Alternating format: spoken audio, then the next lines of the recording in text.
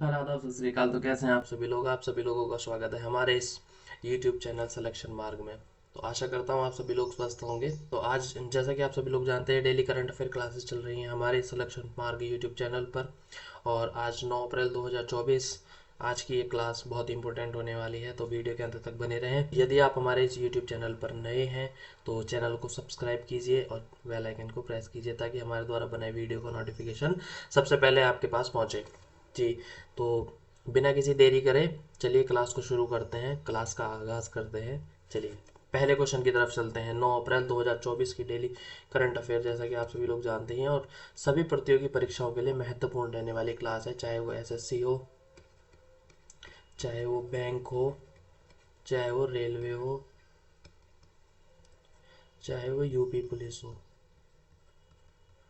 ठीक है जी। चलिए तो शुरू करते हैं। कृपया कर आप हमारे चैनल को सब्सक्राइब जरूर करें। ठीक है। आप हमें सिलेक्शन मार्ग इंस्टाग्राम आईडी पर फॉलो कर सकते हैं, साथ ही साथ भविष्य सिंह पर भी फॉलो, फेसबुक पर फॉलो कर सकते हैं। पीडीएफ के लिए हमें इस नंबर पर व्हाट्सअप कर सकते हैं, आपको क्लास की पीडीएफ मिल जाएगी। चलिए शुरू करते हैं आज की क्लास। आज की क्लास का पहला क्वेश्चन, सतत ऊर्जा आपूर्ति हेतु भारत का लक्ष्य 2047 तक परमाणु ऊर्जा क्षमता को कितने मेगावाट तक बढ़ाने का लक्ष्य रखा है। ठीक है, 2047 तक ये लक्ष्य पूरा हो सकता है। ठीक है। चलिए तो option number A 50,000 megawatt, option number B 1 lakh megawatt, option number C 1.5 lakh megawatt, या option number D 2 lakh megawatt. यदि हम बात करें हमारे लक्ष्य की तो ऑप्शन नंबर बी इसमें हमारा राइट आंसर हो जाएगा, 1 लाख मेगावाट। या इसी को हम कह सकते हैं, ये जो हमारा टारगेट है कब तक पूरा होगा 1 लाख मेगावाट बनाने का, 2047 तक। ठीक है। अगर हम बात करें थोड़ा सा इसमें, तो ये इसको क्या कह सकते हैं, 1 लाख मेगावाट को इसी को कह सकते हैं हम 100 गीगावाट। ठीक है। चलिए तो याद रखेंगे आप सभी लोग। चलिए नेक्स्ट क्वेश्चन की तरफ चलते हैं। क्वेश्चन नंबर सेकंड, भारत का लक्ष्य कब तक वैकल्पिक उर्वरकों को बढ़ावा देकर यूरिया आयात को खत्म करना है। ठीक है। तो हमें यूरिया जो आयात है इसको खत्म करना है, कब तक करना है। ठीक है। इसके अलावा हम किस किस का और यूज करेंगे। ठीक है। चलिए ये सब देखते हैं। तो ऑप्शन नंबर ए जो हमारा 2024, option number B 2025, option number C 2026, या ऑप्शन नंबर डी 2030। अगर हम बात करें इसमें तो हमारा राइट आंसर क्या हो जाएगा, ऑप्शन नंबर बी 2025 में हमारा राइट आंसर हो जाएगा। अगर हम बात करें यूरिया के प्रमुख आयात कहाँ कहाँ से हैं हमारे यहाँ, ठीक है, आयात के स्रोत क्या है, आयात के स्रोत। ठीक है जी। चलिए तो आयात के एक बार स्रोत देख लेते हैं हम। तो जैसे नंबर एक ओमान है। ठीक है। ओमान है, जैसे कतर है। ठीक, ओमान है, कतर है। ठीक है। इसके साथ साथ जैसे सऊदी अरब है ना, यहाँ से आयात करते हैं। जैसे इसके बाद जैसे यूएई है। ठीक है। तो ये हमारे आयात हो जाएंगे। अगर हम बात करें नई यूरिया पॉलिसी या नीति की, तो नई यूरिया पॉलिसी या नीति 2000 किसमें 15 में लागू हुई थी। अगर हम बात करें तो भारत में कितने सेंटर्स बनाए गए थे यूरिया उत्पादन के लिए, तो जैसे गोरखपुर बनाया गया था एक, गोरखपुर, आप सभी को पता है गोरखपुर कहाँ है, तो यूपी में है। अगर इसकी बात, इसके अलावा और बात करें तो हम एक दूसरा और क्या बनाया गया था, ये बनाया गया था रामागुंडम, कहाँ है, तो ये तेलंगाना में है। कहाँ पर है ये, तेलंगाना में। ठीक है। इसके अलावा अगर हम बात करें तो एक क्या है, तालचर है, तालचर। तो तालचर कहाँ है, तालचर है उड़ीसा में। ठीक है। तो ये आपको ध्यान रखने हैं। और अगर इसके अलावा हम बात करें तो एक क्या है, बैरोनी है, बरौनी। ठीक है। तो ये बरौनी कहाँ है, तो बरौनी हो जाएगा आपका बिहार में।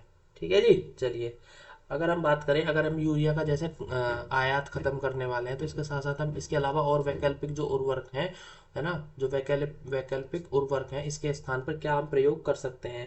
तो इसके स्थान पर हम नैनो तेल का भी प्रयोग कर सकते हैं, जो कि मिट्टी है उसकी स्वास्थ्य को अच्छा करता है। ठीक है जी। नई यूरिया नीति आप याद रखेंगे, नैनो तो तेल का जो प्रयोग के लिए प्रोत्साहित किया जा रहा है लोगों को, ठीक है। तो ऑप्शन नंबर बी हमारा इसमें राइट आंसर हो जाएगा 2025 तक, ठीक है। चलिए नेक्स्ट क्वेश्चन की तरफ चलते हैं। और इसमें अगर आप पीएनजी देखें तो मनसुख मांडविया ने 2025 के अंत तक यूरिया के आयात को ठीक है। चलिए नेक्स्ट क्वेश्चन की तरफ चलते हैं। क्वेश्चन नंबर थर्ड, जैसे कि आप सभी लोग जानते हैं हाल ही में मनाया गया विश्व स्वास्थ्य दिवस, है ना, 7 अप्रैल 2024 का थीम क्या था, ठीक है। ऑप्शन नंबर ए सभी के लिए स्वास्थ्य हमारा ग्रह हमारा स्वास्थ्य, या ऑप्शन नंबर सी मेरा स्वास्थ्य मेरा अधिकार, या ऑप्शन नंबर डी एक निष्पक्ष स्वास्थ्य विश्वास का निर्माण, ठीक है। तो जैसे कि हम कल की क्लास में भी यानी कि 8 अप्रैल की क्लास में भी हम ये सब देख चुके हैं। तो आशा करता हूँ आप सभी को राइट आंसर आ जाएगा। ऑप्शन नंबर सी हमारा इसमें राइट आंसर हो जाएगा, ठीक है। जैसे कि हम कल की क्लास पूरी डिटेल पढ़ चुके हैं स्वास्थ्य दिवस के ऊपर, तो एक भी क्वेश्चन आपका छूटना नहीं चाहिए। दोबारा से रिपीट हो गया ये क्वेश्चन, तो आशा करता हूँ आपको अच्छे से समझ आ गया होगा। तो ऑप्शन नंबर बी सी हमारा इसमें राइट आंसर हो जाएगा। नेक्स्ट क्वेश्चन की तरफ चलते हैं। क्वेश्चन नंबर 4, ठीक है। अगर हम बात करें हाल ही में चर्चा में रहे अंतर्राष्ट्रीय आपराधिक न्यायालय का मुख्यालय कहाँ अवस्थित है, ठीक है।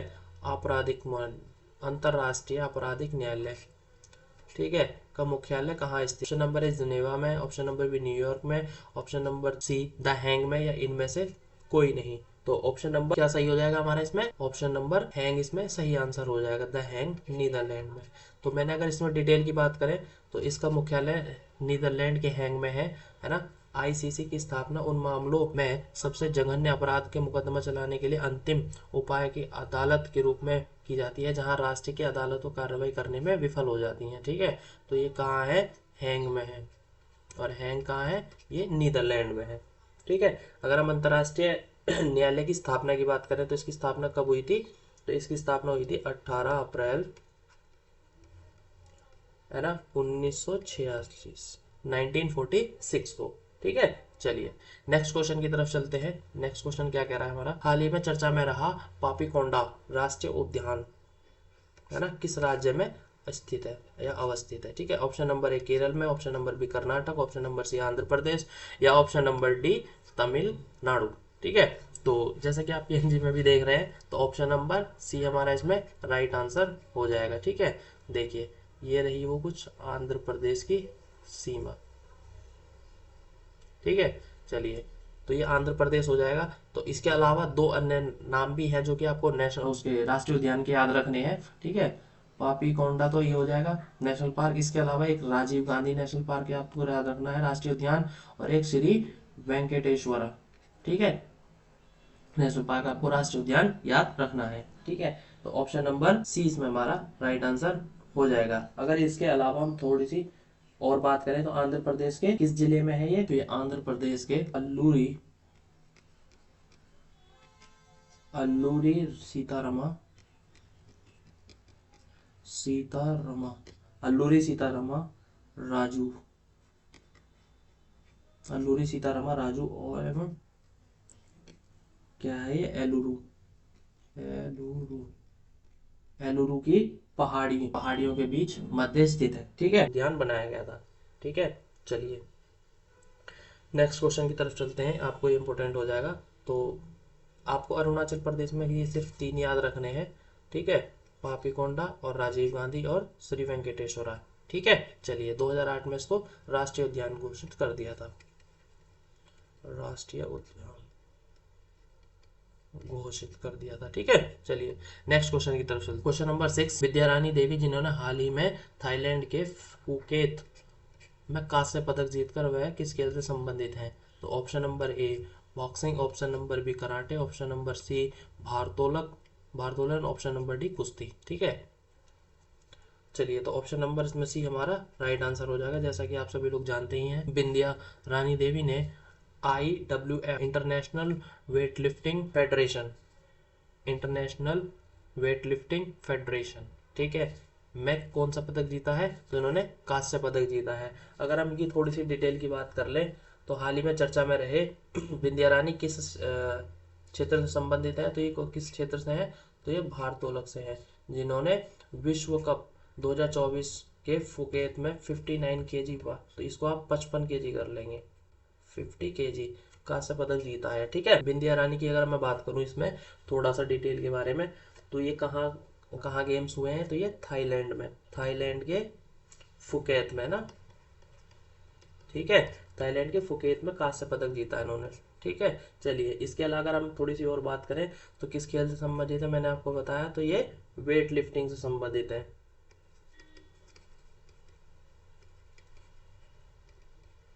वेट लिफ्टिंग से संबंधित है। अगर मैं इसके बात करूं तो कौन से गेम है से ये इंटरनेशनल वेट लिफ्टिंग फेडरेशन 2024 है। ठीक है, अगर मैं इसके अलावा बात करूं तो ये गेम्स कब हुई है, 2 अप्रैल 2024 को। ठीक है, अगर इन्होंने कांस्य पदक जीता है तो इसमें गोल्ड या स्वर्ण पदक किसने जीता है, तो ये उत्तर कोरिया की है। कहाँ की है, उत्तर कोरिया, उत्तर कोरिया की खिलाड़ी हैं। क्या नाम है इनका, कांग द्योंग ग्योंग। ठीक है कुछ अजीब सा नाम है। चलिए तो आप ये ध्यान रखेंगे कितना वेट लिफ्ट किया है इन्होंने, 234 kg, 234 kg है ना। तो इन्हें कौन सा मेडल मिला है, तो इन्हें गोल्ड मिला है। ठीक है, स्वर्ण पदक मिला है, याद रखेंगे आप सभी लोग कौन सा पदक मिला है ना, स्वर्ण पदक। अगर मैं इसकी मैं थोड़ी सी और बात करूं IWF की ही, मैं कर लेता हूँ थोड़ा सा यहाँ पे, तो आई डब्ल्यू एफ में ही एक तो ये हो गई विद्या रानी देवी, इसके अलावा है ना टोक्यो ओलंपिक रजत पदक विजेता मीराबाई चानू की जैसे अगर हम बात करें तो ये 49 kg में कौन से स्थान पर रही हैं, तो 12वें स्थान पर हैं। ठीक है, मीराबाई चानू कौन से गेम्स में, टोक्यो ओलंपिक गेम्स में। ठीक है, इन्होंने कौन सा पदक जीता है, रजत पदक। ठीक है, चलिए अगर इसके बाद पेरिस ओलंपिक 2024 के लिए क्वालिफाई भी कर चुकी हैं। ठीक है, किसके लिए, मीराबाई चानू की हम यहाँ बात कर रहे हैं, मीराबाई चानू क्वालिफाई कर चुकी हैं किसके लिए, तो ये पेरिस ओलंपिक गेम्स के लिए।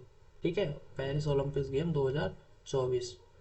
ठीक है, चलिए अगर मैं विश्व कप 2024 का आयोजन की बात करूं तो कब से कब तक रही है, तो ये 31 मार्च 2024 से लेके 11 अप्रैल 2024 तक रहने वाला है। ठीक है, चलिए अगर मैं इसमें वेट लिफ्टिंग की बात करूं तो ये इसका फेडरेशन की शुरुआत कब हुई थी, तो इसकी शुरुआत हुई थी 1905 में।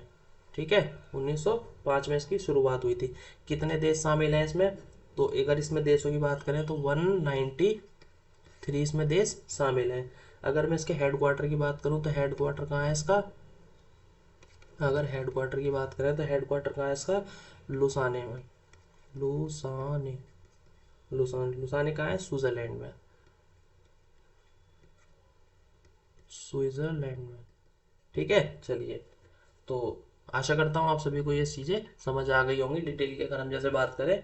चलिए और 49 kg में मीराबाई चानू खेल चुकी हैं। ठीक है, और थोड़ा सा अगर मैं इनकी बात करूँ तो ये कितने वेट लिफ्ट में खेली है, 50 kg इनमें। ठीक है, इन्होंने कितना वेट लिफ्ट किया है, तो इन्होंने करा है 196 kg। ठीक है, चलिए विद्या रानी देवी, नेक्स्ट क्वेश्चन की तरफ चलते हैं। इंपॉर्टेंट क्वेश्चन रहने वाला है, आप सभी इस डिटेल्स को भी साथ ही साथ नोट कर सकते हैं। Question number 7।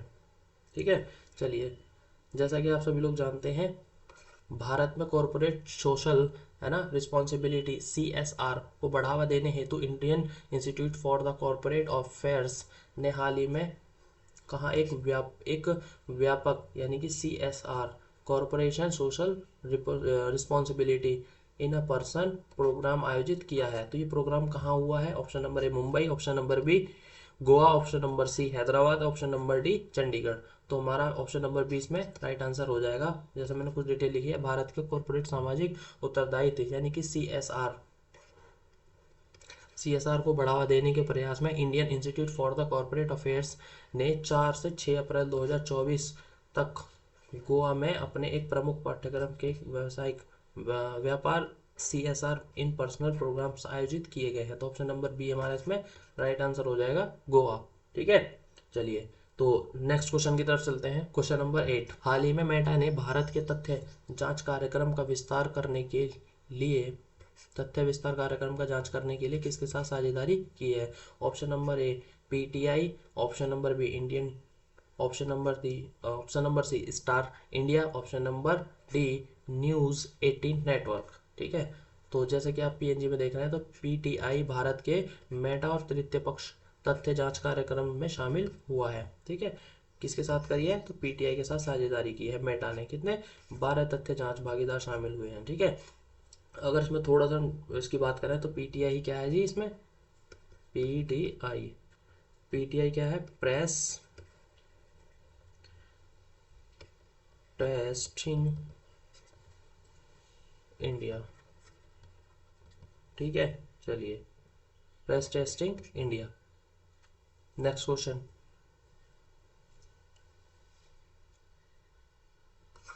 हाल ही में किस राज्य सरकार ने कानून निर्माण प्रक्रिया में राज्यपाल की भूमिका को चुनौती दी है? तो option number A Himachal Pradesh, option number B Gujarat, option number C Kerala और option number D Madhya Pradesh. तो ऑप्शन नंबर सी हमारे इसमें राइट आंसर हो जाएगा, केरल। ठीक है, केरल सरकार ने।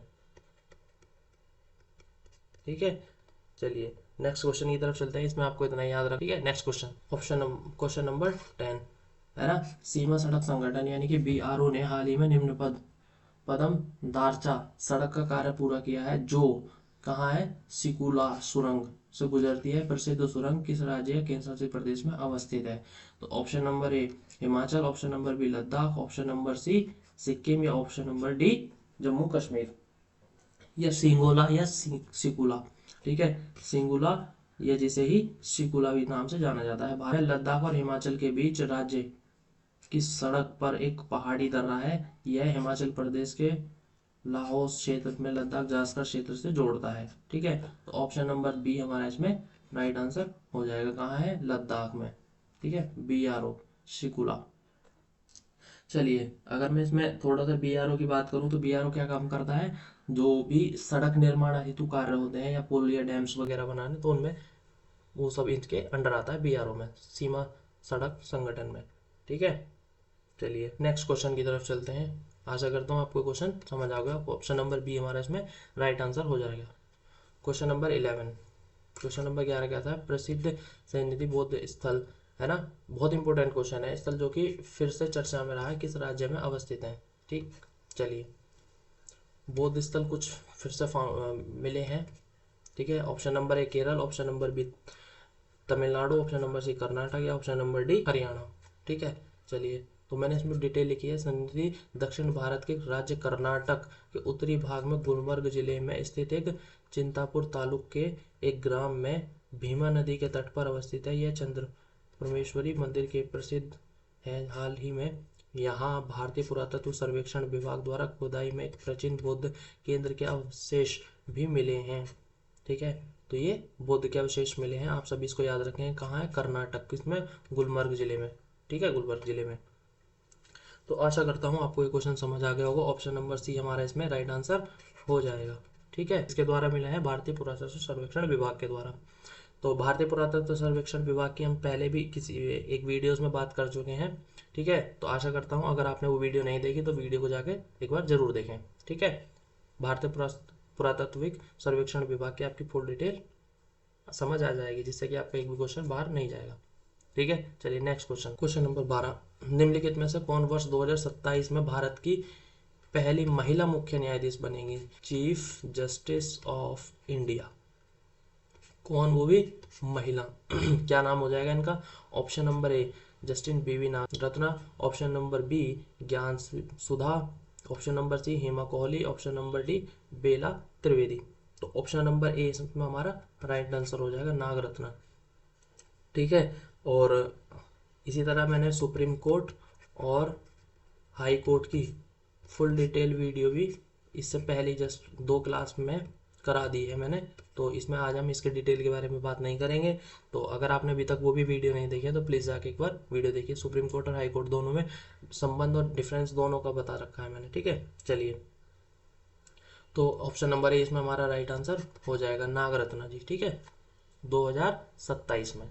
चलिए नेक्स्ट क्वेश्चन की तरफ चलते हैं। क्वेश्चन नंबर 14, भारत ने मालदीव के लिए आवश्यक वस्तुओं के निर्यात के लिए फैसले पर मंजूरी दे दी है। मालदीव की राजधानी बतानी है आपको, ठीक है।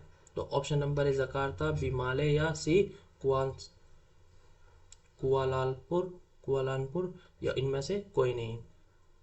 भारत मालदीव को आवश्यक वस्तुओं के लिए आपूर्ति जारी रखेगा, ठीक है। भारत सरकार ने मालदीव के आलू, अंडा, चावल, गेहूं, आटा, चीनी जैसी आवश्यक वस्तुओं को निर्यात की अनुमति दी है, जिसमें ये बात ध्यान रखनी है आपको, कोई वस्तु भारत सरकार के निर्यात से निषेधीय प्रतिबंधित सूची में डाला गया है। भारत सरकार द्वारा इसमें कोई योगदान नहीं रहने वाला है, वैसे निर्यात कर सकते हैं, ठीक है। चलिए, तो ऑप्शन नंबर 20 में हमारा राइट आंसर हो जाएगा, ठीक है। नेक्स्ट क्वेश्चन की तरफ, इंपॉर्टेंट रहने वाला है क्वेश्चन, ध्यान। क्वेश्चन नंबर 15 अप्रैल को स्वतंत्रता सेनानी मंगल पांडे को फांसी की सजा दी गई थी, वे किस राज्य से संबंधित थे, ठीक है। Option number A Bihar, option number B Uttar Pradesh, या option number C Madhya Pradesh, option number D Bengal, ठीक है।